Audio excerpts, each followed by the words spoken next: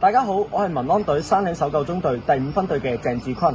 今日我哋行嘅係麥理浩徑第3段，起點係北潭坳，途經長上，終點會係企嶺下。我哋行啦！沿途大家可以欣賞西貢群山嘅美景，不過有以下需要注意嘅事項。首先，呢段路視野比較開揚，沿途較少嘅遮陰地方，容易暴曬，請大家記得補充足夠嘅水分。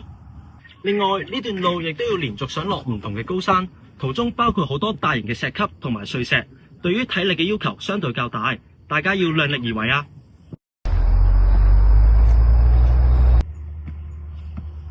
大家好，我係民安隊山嶺搜救中隊第5分隊唐德偉，今日同大家分享下民安隊遠足8大錦囊其中一個錦囊衣着。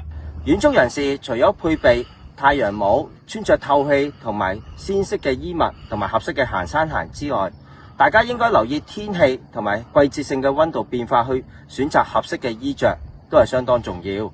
如果天氣轉涼或者轉冷時，大家應該穿上多層嘅薄衣物，以加強保暖同埋控制排汗嘅效果。我哋稱之為洋蔥式穿衣法，大家千祈唔好淨係着一件厚外套啊！去到呢度，今集嘅錦囊分享告一段落，下集見，拜拜。